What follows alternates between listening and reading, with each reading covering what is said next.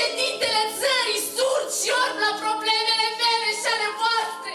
O țară minoră, căzută rușinos la examenul de capacitate în fața Europei.